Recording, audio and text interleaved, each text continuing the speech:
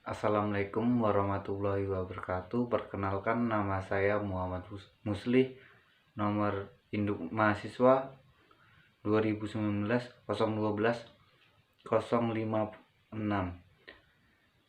kelas B, Prodi Teknik Industri. Di sini saya akan menjelaskan proses sidang BPUPKI dan PKI.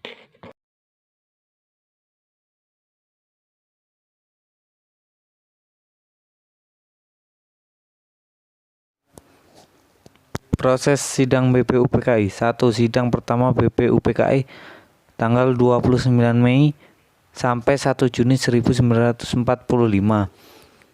2. Sidang kedua BPUPKI 10 Juli sampai 17 Juli 1945.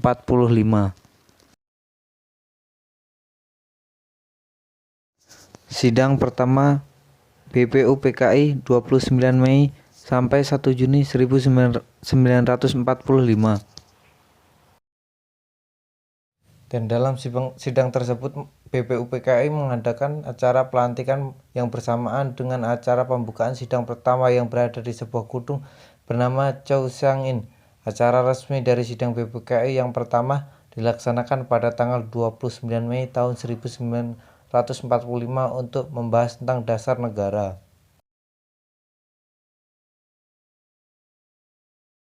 Adapun tokoh besar sejarah Indonesia diantaranya Muhammad Yamin, Profesor Supomo, dan Insinyur Soekarno.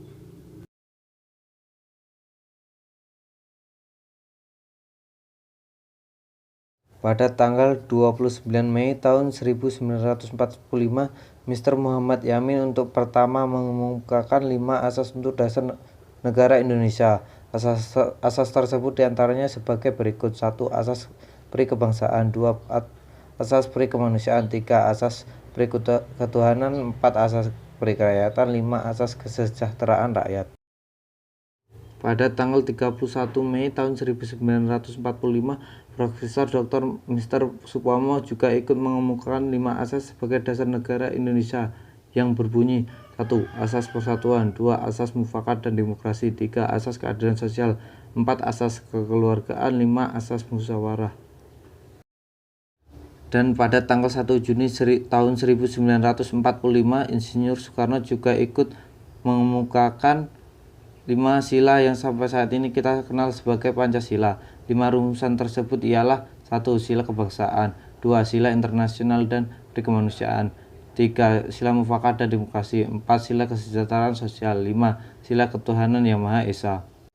Insinyur Soekarno juga menyebutkan jika ingin diringkas lagi dapat dibuat menjadi eka sila atau satu sila dan kemudian menjadi gotong royong dari ide tersebut. Sebenarnya Soekarno menunjukkan bahwa rumusan dasar negara ada pada satu kesatuan yang utuh. Pidato yang disampaikan oleh Insinyur Soekarno juga mengakhiri masa sidang pertama BPUPKI. Kemudian BPUPKI mengumumkan rasa reses atau masa istirahat dalam waktu 1 bulan lebih. Dari masa reses BPUPKI antara persidangan pertama dan persidangan kedua hingga masa sidang yang pertama berakhir, belum membuahkan rumusan mengenai dasar negara, hanya menghasilkan pandangan umum mengenai dasar negara Indonesia merdeka. Selanjutnya, untuk menampung berbagai saran, usul, dan konsep-konsep yang diberikan, BPUPKI membentuk sebuah panitia kecil yang diberi nama Panitia 9. Adapun panitia anggota 9 adalah sebagai berikut. Dan struktur keanggotaan dari Panitia 9 sebagai berikut.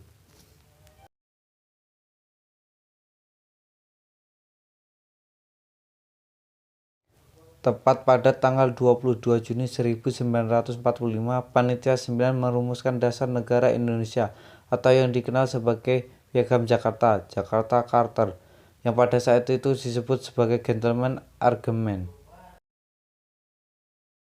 Isi Piagam Jakarta adalah: 1. Ketuhanan dengan menjalankan syariat Islam bagi pemeluk-pemeluknya, 2. Dasar kemanusiaan yang adil dan beradab, 3. Persatuan Indonesia, 4. Dan kerakyatan yang dipimpin oleh hikmat kebijaksanaan dalam permusyawaratan perwakilan, 5. Serta mewujudkan suatu keadilan sosial bagi seluruh rakyat Indonesia.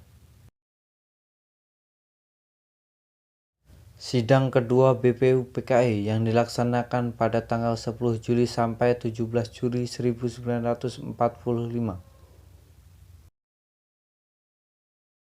Dalam melaksanakan sidang yang tak resmi itu diketuai oleh Bung Karno dalam topik pembahasan mengenai perancangan pembukaan pada Undang-Undang Dasar 1945. Di dalam persidangan tersebut kemudian dibentuk lagi kelompok kecil yang beranggotakan 7 orang. Kelompok kecil tersebut diketuai oleh Supomo dan beranggota 1. Mr. Wongso Negoro, 2. Mr. Ahmad Subarjo, 3. Mr. A.A. Maramis, 4. Mr. R.P. Singgih, 5. Haji Agus Salim, 6. Dr. Sukiman. Kelompok atau panitia kecil tersebut bertugas untuk merumuskan rancangan undang-undang dasar. Kemudian dari bahasa rumusan rancangan undang-undang oleh panitia kecil tersebut disempurnakan oleh panitia penghalus bahasa yang beranggotakan Husein Jayadiningrat, Haji Agus Salim, dan Profesor Supomo. Dari hasil pembahasan panitia perancangan undang-undang dasar yang telah disampaikan pada sidang BPUPKI pada tanggal 14 Juli tahun 1945, terdapat 3 konsep, yakni pernyataan kemerdekaan Indonesia, pembukaan Undang-Undang Dasar, serta batang tubuh Undang-Undang Dasar. Ketiga konsep tersebut diterima oleh dalam sidang BPUPKI. Hasil dari sidang kedua yang dilakukan oleh BPUPKI sendiri dapat dirincikan sebagai berikut. 1. Kesepakatan tentang wilayah negara yaitu bekas Hindia Belanda ditambah dengan Malaya, Borneo Utara saat ini adalah wilayah Sabah dan Sarawak di negara Malaysia, serta wilayah negara Brunei Darussalam, Papua Timor Portugis saat ini menjadi negara Timor Leste, dan pulau-pulau kecil sekitarnya. 2. Kesepakatan tentang bentuk negara yaitu kesatuan atau unitaris. 3. Kesepakatan tentang bentuk pemerintahan yaitu republik. 4. Kesepakatan tentang bendera nasional yaitu sang merah putih. 5. Kesepakatan tentang bahasa nasional yaitu bahasa Indonesia. 6. Kesepakatan tentang pernyataan kemerdekaan Indonesia. 7. Kesepakatan tentang pembukaan Undang-Undang Dasar dan batang tubuh Undang-Undang Dasar. Proses sidang PPKI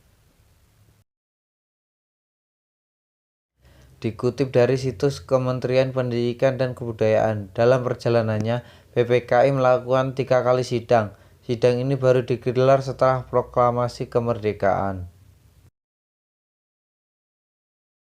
Sidang pertama digelar pada tanggal 18 Agustus tahun 1945 dengan putusan 1. Mengesahkan Undang-Undang Dasar 1945. 2. Memilih Soekarno sebagai Presiden dan Muhammad Hatta sebagai wakilnya.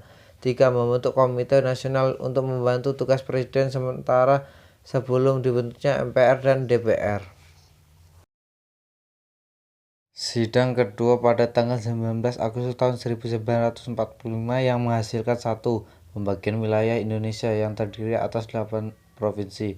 2. Membentuk Komite Nasional atau Daerah. 3. Menetapkan 12 departemen dengan menterinya yang mengepalai departemen dan 4 menteri agama. Sidang ketiga PPKI pada tanggal 22 Agustus tahun 1945 menghasilkan keputusan 1. Membentuk Komite Nasional. 2. Membentuk Partai Nasional. 3. Pembentukan Badan Keamanan Rakyat atau Tentara Nasional Indonesia (TNI). Dan akhirnya pada tanggal 29 Agustus 1945 PPKI dibubarkan bersamaan dengan pelantikan anggota Komite Nasional Indonesia Pusat.